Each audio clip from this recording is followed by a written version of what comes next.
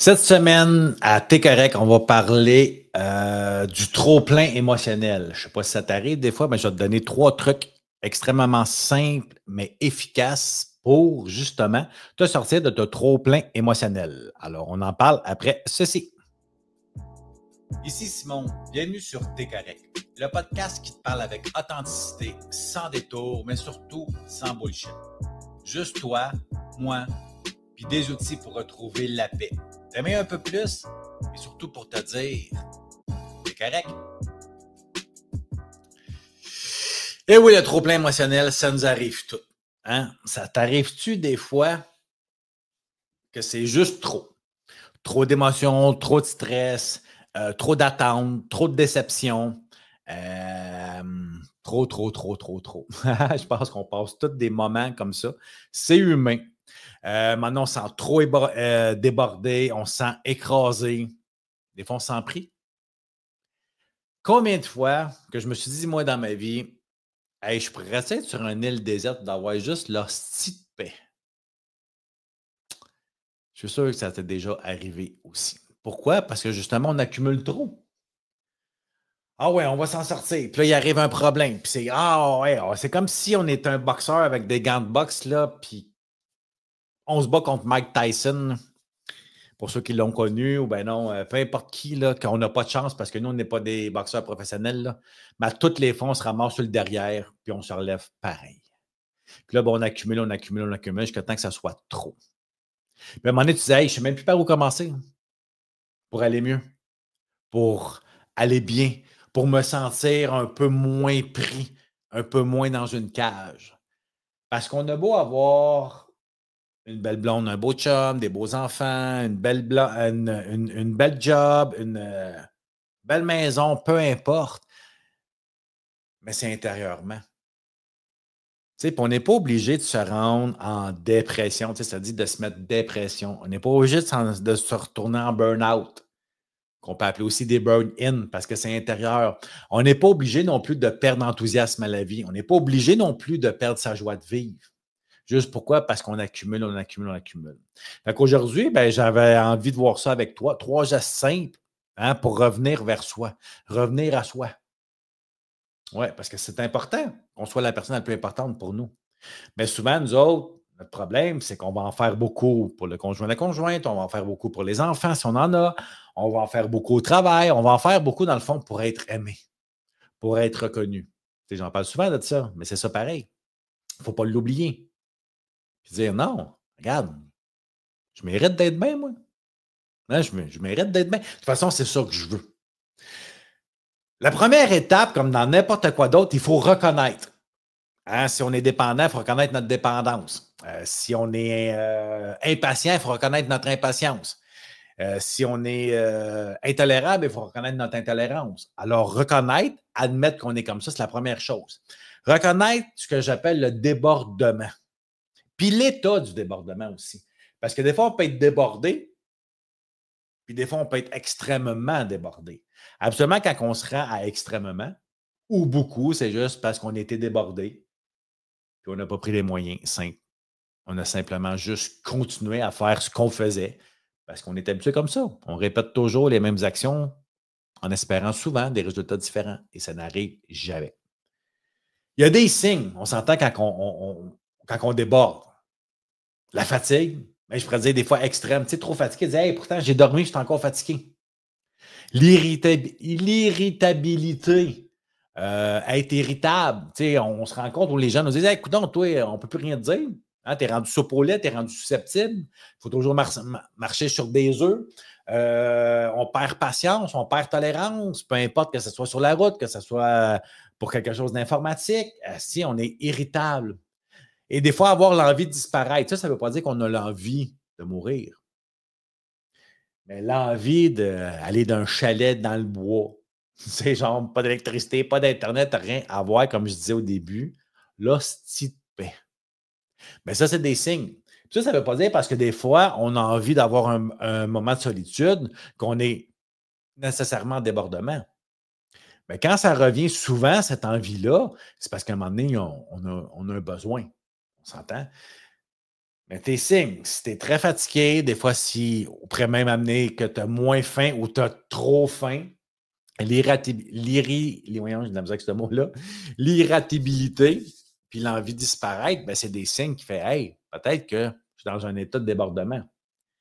Puis il ne faut pas se dire non plus que c'est une faiblesse, qu'on n'est pas fait fort, qu'on devrait être plus fort que ça. Non, pas pantoute. C'est un cri intérieur. C'est ton corps, ton intérieur, ton côté spirituel, si tu crois à ça, mais ton physique qui dit hey, il y a quelque chose qui ne fonctionne pas. Dans le fond, c'est ça, mais je te l'ai dit. Ils disent, j'ai besoin de calme. Ton corps, ton cœur, ton mental te dit, hey, j'ai besoin de calme. J'ai besoin, dans le fond, de m'arrêter. C'est ça que ça veut dire. Quand on a un grand besoin de calme, c'est parce qu'on a besoin de s'arrêter. On a besoin de déploguer. Surtout avec le virtuel. Asti qu'on est tout le temps plugué sur un écran, que ce soit la télé, un ordinateur, un téléphone, c'est fou. C'est fou le temps qu'on peut perdre sur Facebook. Oui, il y a des choses correctes, puis d'autres choses, c'est de la merde.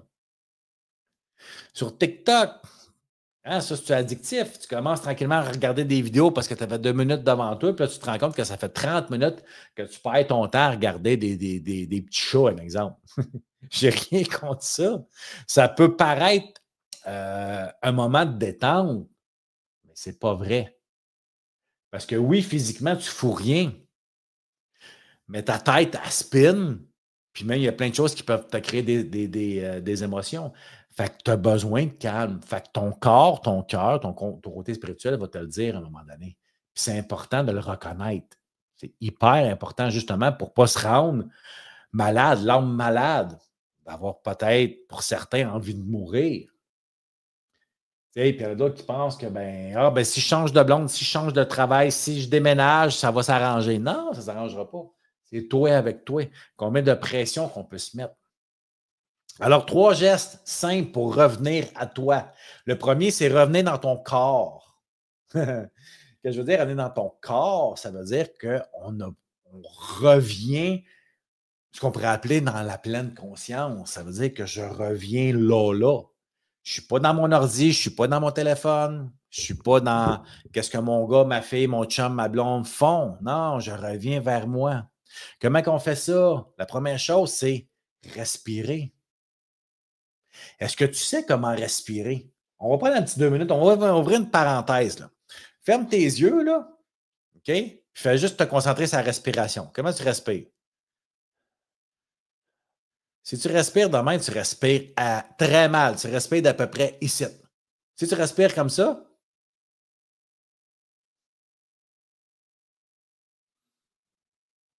là, l'air rentre, elle va jusqu'à dans ton abdomen, ta bédaine, elle sort pour ceux qui en ont.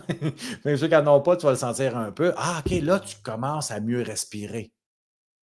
Tu n'es pas comme en suffocation. Tu n'es pas comme parce que tu es comme toujours essoufflé. Des fois, tu peux être assis essoufflé. Ça m'est déjà arrivé. Pourquoi? Parce que j'étais trop stressé. Apprendre à respirer, s'étirer. C'est pas bon, je ne sais pas, là. Tu as une journée de débordement. Moi, des fois, ça arrive, ça n'arrête pas 2 minutes, ça rentre de tous les bords. Téléphone, Messenger, courriel, blablabla. Puis là, je ne suis pas en train de me plaindre, ça fait partie de mon travail, puis c'est parfait. Mais des fois, il y a des journées que je suis moins capable. Fait que là, je fais OK, on prend une petite pause. Mais le téléphone à ne pas déranger, enlève les notifications, puis des fois, je vais prendre un 5-10 minutes justement pour respirer comme il faut, on va dire ça de même, et m'étirer. Des fois, je vais me lever de mon bureau, je vais prendre une petite marche dans mon appartement, je vais faire des étirements, peu importe, juste pour ressentir, me ramener dans mon corps et dire hey, je suis vivant, moi, là. Mon corps, il est là, je ne suis pas juste dans ma tête qui roule à 100 000 à l'heure. Puis des fois, ça va arriver que je vais aller prendre une petite marche. Des fois, ça va peut-être être juste 5-10 minutes, tout dépendant du temps que j'ai. Mais c'est important qu'on réapprenne à respirer, qu'on s'étire. Pourquoi vous pensez que le yoga est tellement bénéfique? Parce qu'on respire et on s'étire. Pourquoi que la méditation est tellement bénéfique? Parce qu'on respire, on pourrait dire qu'on étire notre âme. on va dire ça de même. Mais oui, parce que ton corps, pour te ramener à ton moment présent, c'est seulement ton corps qui va le faire, pas ta tête. C'est pour ça Si tu veux, mais que tu aies fini de m'écouter, si tu as le temps, évidemment, prends le temps. Hein, on va dire, crée le temps. Va sur YouTube puis marque méditation, revenir à son corps ou n'importe quoi. Puis moi, là, tabarouette que ça me fait du bien. Pour un gars que, oui, je suis souvent stressé, oui, je suis une personne qui est anxieux, ça ne m'empêche plus de vivre et de fonctionner, pas pantoute, mais des fois, j'ai besoin de ça. Petite méditation, revenir à son corps, puis là, tu vas écouter, c'est une méditation qui va être guidée, puis là, elle va te faire penser à toutes tes parties de corps. Fait que là, tu arrêtes d'être à l'extérieur, t'es centré sur toi. Et ça fait du bien. Évidemment, ce n'est pas miraculeux, ça ne changera pas tout, mais ça va faire du bien, ça va venir apaiser ton sentier de trop-plein, ton besoin dans le fond, de t'évader. Parce que c'est ça quand on a un trop-plein, on veut s'évader. Que ce soit à l'extérieur, que ce soit à l'intérieur, par la télévision, par la bouffe, par l'alcool, par les drogues, par peu importe quelle autre dépendance. Hein, je pense qu'on est toutes, on pourrait dire quoi? On est toutes dépendants de quelque chose. Ouais, on est toutes dépendants de quelque chose. La deuxième chose, ben, c'est d'en parler à quelqu'un. Ouais. Ce que j'appelle la thérapie de la parole. C'est tellement important d'avoir au moins minimum une personne alentour de nous qu'on peut jaser, qu'on peut dire les vraies choses avec confiance. Juste le nommer, ça va vider le vase, comme on pourrait dire. Ouais. Est-ce que ça va régler le problème? Non. Mais si tu t'es calmé en respirant, hein, en t'étirant, en méditant, aller prendre une marche, puis tu es capable de le verbaliser à quelqu'un, wow, tu vas voir le bien-être que ça va faire intérieurement, puis que tes épaules vont déslaquer un peu. Parce que c'est impossible d'en arriver à être heureux, joyeux et libre seul. Je l'ai essayé pendant des années, ça ne fonctionne pas. Alors, travailler en parallèle avec un être humain qui peut être là, pas qui va nous dire quoi faire, comment faire, puis ça ne veut pas dire que ça prend un thérapeute absolument. Des fois, oui. Des fois, c'est un grand besoin pour, on va dire, starter, on va dire, la machine. Hein? Pour ne pas faire de jeu, nous donner un plan de match, mais c'est important qu'on ait un autre être humain alentour de nous qui peut nous écouter pour justement vider. Puis le troisième, ben, c'est de te déposer dans un espace. Qu'est-ce que je veux dire par là? Se déposer dans un espace de calme. L'écriture, elle aide énormément. J'en parle souvent, c'est un exercice que je donne souvent à des gens, écrire. Pas avec un clavier, avec un crayon. Ouais, mais moi, j'aime écrire. Ouais, mais fais-les donc. Arrête de le faire à ta façon. Si ça ne fonctionne pas avec un feuille et un crayon. Aussi, des fois, s'asseoir sans rien faire. Apprivoiser le silence. Pas de télévision, pas de musique, rien. T'asseoir sans rien faire. Trouve-toi un endroit pour te déposer. Est-ce que des fois, ça peut être près de chez toi à l'extérieur? C'est OK. Est-ce que ça peut être dans ta maison, un petit coin à toi? Oui. Ça peut être simplement juste dans ton salon? Ben oui. Mais trouve-toi un petit coin pour toi pour te déposer, pour te ramener. Et c'est pour ça que si tu es capable de prendre cette discipline-là, de méditer, au moins 10 minutes par jour, ça va tellement t'aider. Puis méditer, c'est pas obligé d'être des grosses affaires. Ça peut être simplement de concentrer sur la respiration. Moi, je faisais souvent, je me concentre sur l'air qui rentre puis qui sort de mon nez. Je me concentre là-dessus. Fait que j'arrête ma tête. Ça me ralentit puis ça me fait du bien. Tu sais, on ne réinventera jamais la roue, là. C'est des petites choses. C'est pour ça que j'appelle ça des petits gestes simples. Le premier, c'est reviens dans ton corps. Hey, respire, étire-toi, va prendre une marche. Il y en a qui font du sport, parfait. Mais c'est pas tout le temps. Tu ne peux pas le faire tout le temps comme Forrest Gump. Ah ouais, go. Non, à un moment donné, il faut que tu t'arrêtes. Parle à quelqu'un, trouve-toi quelqu'un de confiance que tu peux parler, puis te déposer dans un espace calme, je pourrais dire de silence. Puis est-ce que des fois, on peut écouter de la musique qui nous fait du bien? Bien sûr. Bien sûr. Encore là, il faut faire attention à ce qu'on met on met dans notre tête, dans notre corps.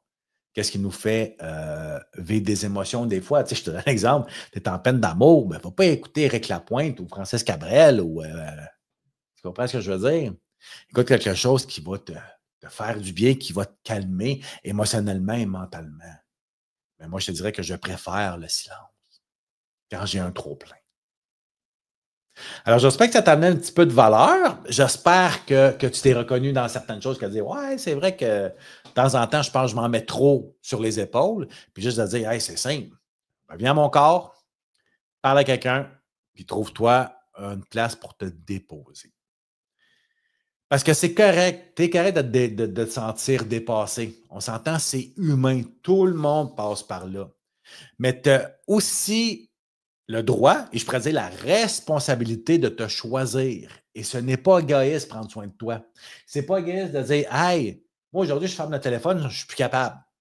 Hey, moi, le fuck Facebook, j'ai 8 messengers, j'y répondrai demain. Non, c'est prendre soin de soi pour être encore meilleur, plus fort pour nous.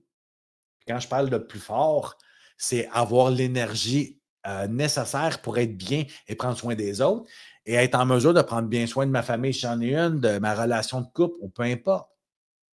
Et chaque fois que ça va revenir, respecte-toi. C'est tellement important. Parce qu'un jour, j'ai choisi que Simon passait avant tous les êtres humains. Et ce n'est pas de l'égocentrisme, c'est que si je ne prends pas soin de moi, ben, je vais être irritable avec les gens qui m'entourent. Je vais être impatient, je vais être moins présent. Je peux être là de corps, mais je parle de présence. J'aurai plus d'écoute. Il faut que ça commence par moi. Fait que si moi, je prends soin de moi, je peux prendre soin de toi. Fait que là-dessus, je te dis, prends soin de toi. Écoute ton corps. Écoute ce que ça dit, c'est un signal d'alarme, puis c'est correct. Puis oublie pas que tu es correct.